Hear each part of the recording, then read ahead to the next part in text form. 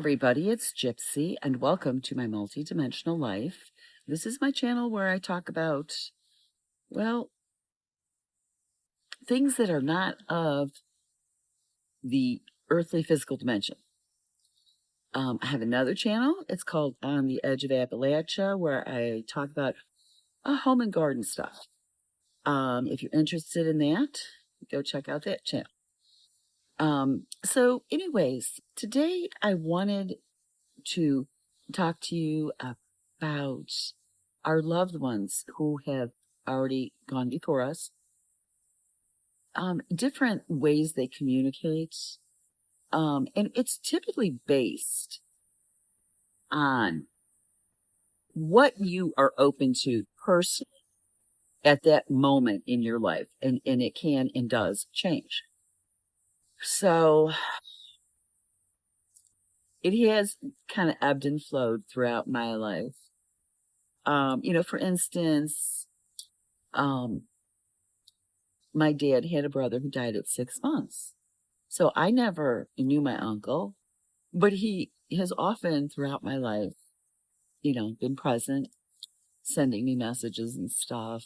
And I did do a video on the one where we were driving to my grandparents' farm. This is where my father grew up.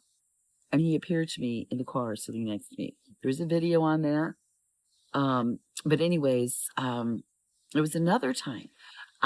It was a little girl, and I went with my friend to, I don't know, it was a cookout or some kind of thing. I don't know if it's a family member of the family or friends of the family, but I remember going there, and we're sitting in the family room and we're watching TV. Now, when I was a child, whenever I watched TV, I always had to be sitting on the floor with my back against the couch. And I was doing that. And I think I had a ponytail or pigtails that day. I don't remember. But I felt someone pull my pigtail. And I turned around to look and see who it was. And the closest person was the man of the house. And he was sitting on the couch.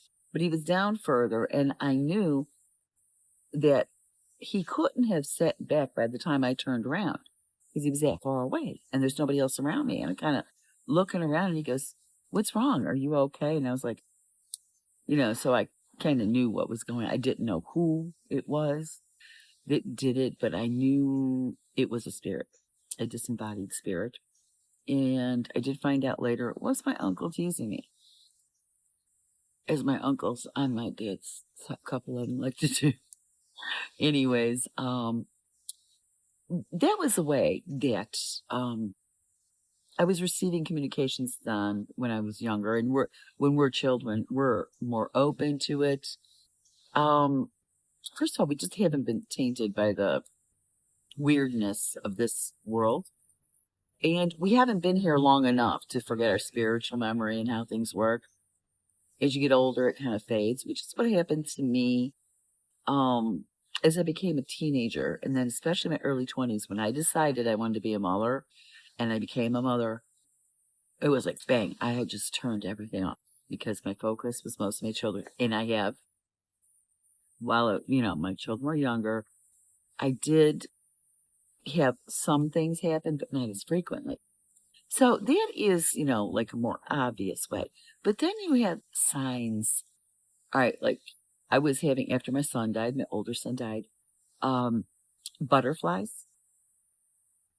And there was one time I'd walk down the drive to get the mail, and I'm walking back up, and this beautiful, I can't remember what this kind of butterfly is called, but it looks like black velvet, and it's got like bright blue. And it just, everywhere I walked, it just right next to me, right here, it was just flying with me. That was a message for my son. Through nature a lot. Now, if there is something special between you and a loved one of yours who has already crossed over or transitioned, they could use that, like maybe a song or a phrase, to connect with you. they're telling you, I'm fine, I still exist, I'm still here, and I'm still with you. Um, there are many, many ways like that most people get. You have to be aware of them, pay attention, be present, but without over analyzing, consider, well, was this something of the natural world or the supernatural? It's okay to do that, but don't be close minded about it either. Um, so anyways, I talked the other day about last week it was about how my dad saved my life recently. So now today I want to talk about a message my grandpap sent me. And this is my dad's father. When I say grandpap, I'm talking about my dad's father. If I say grandpa, it's my mom's father. So this is about grandpap.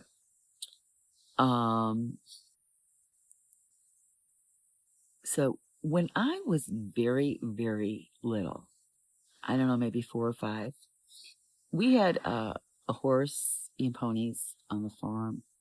I think at this point we only had the one pony. My grandpap taught me how to ride at an early age. We had Shetland ponies. They're known to be very, very stubborn.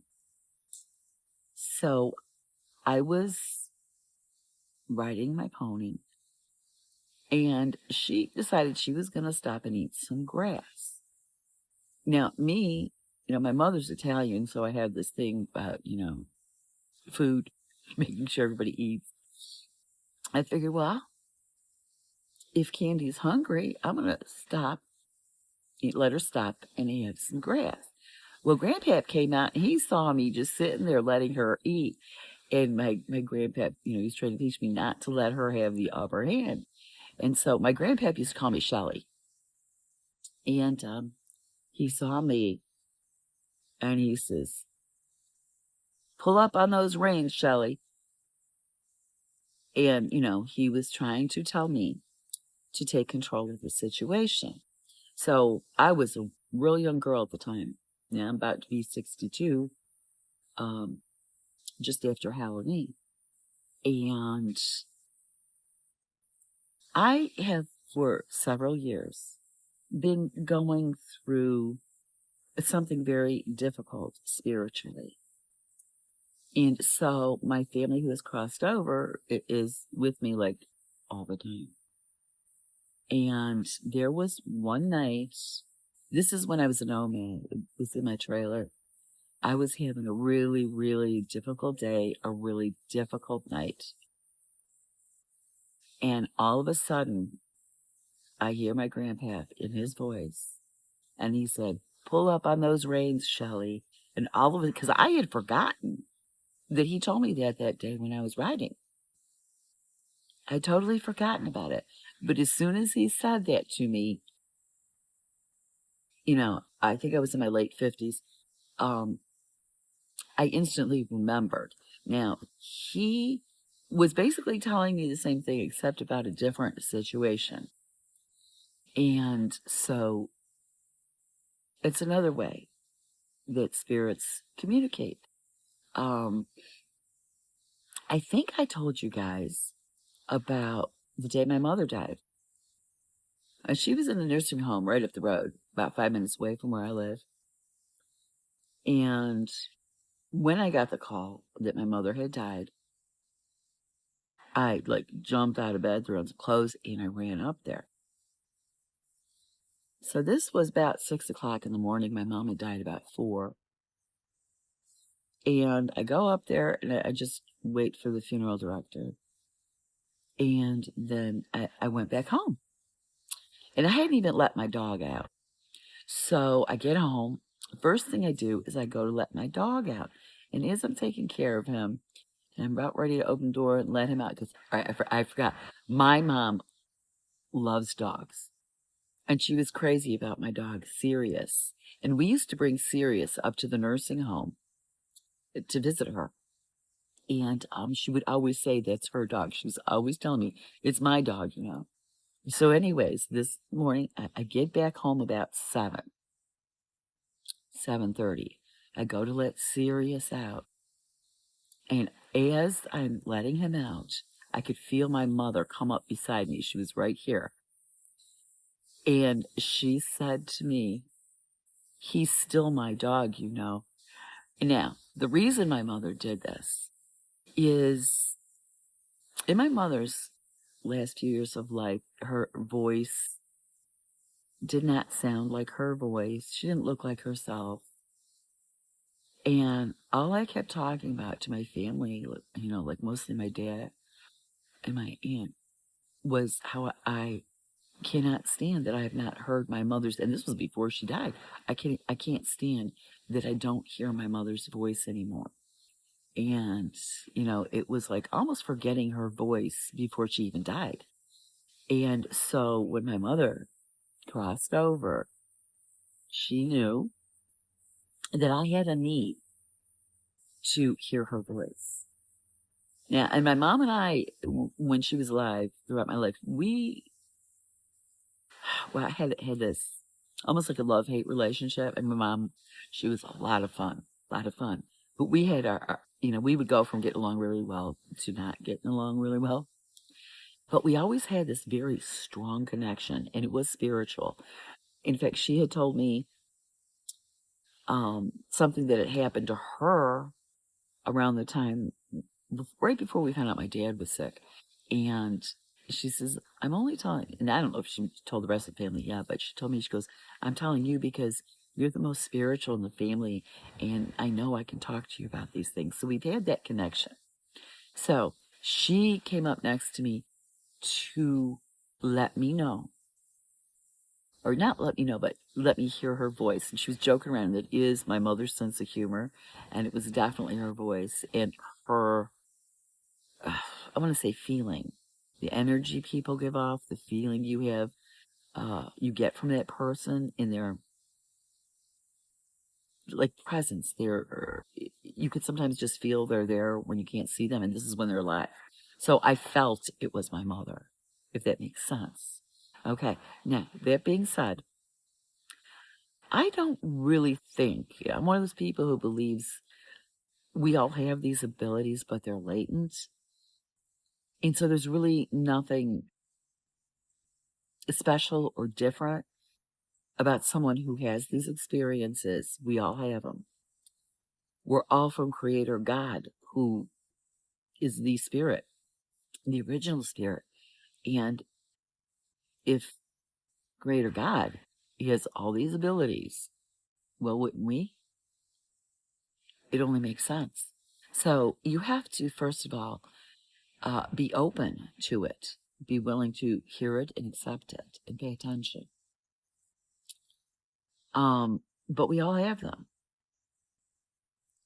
Some people it is stronger than others. I don't know why. I was just asking my son. He's saying it is more. I hate that term. Uh, he said more advanced spirits. Now, what that means does not mean someone else is better than another. It is not what it means.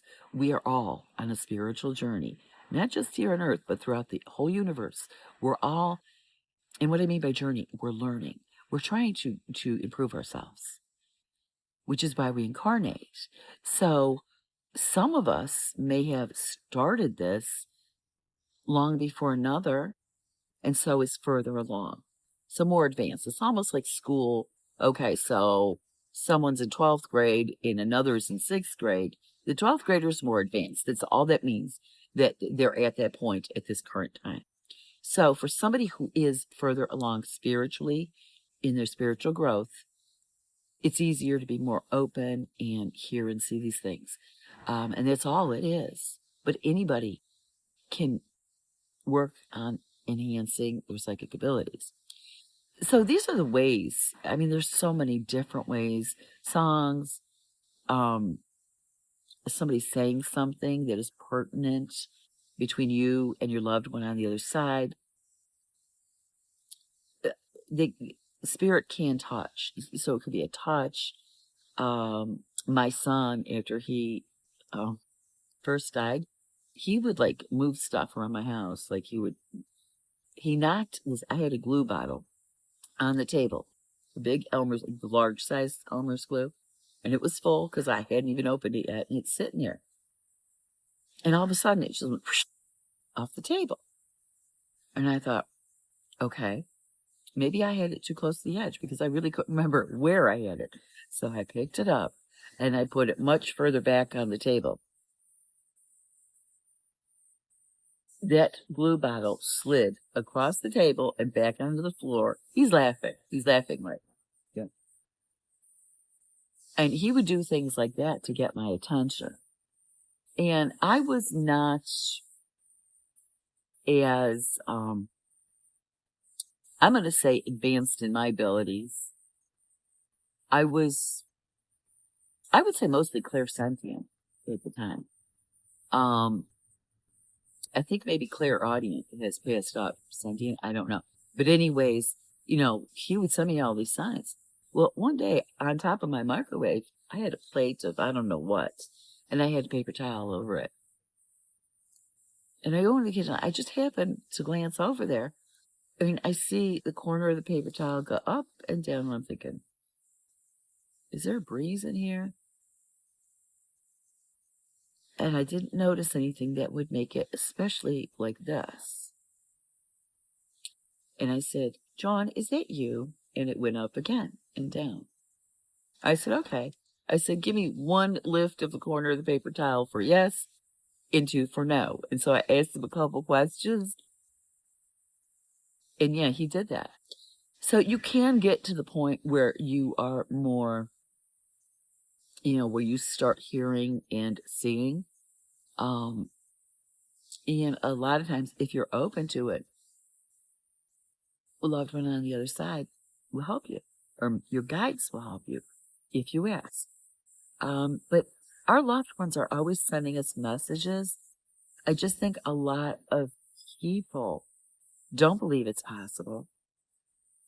And so they're not paying attention and they're not really seeing it. And it's all there, we exist after death. Believe me, if anybody knows, I know. So I think I'm going to leave you with that. Blessed be, and make it a joyful one.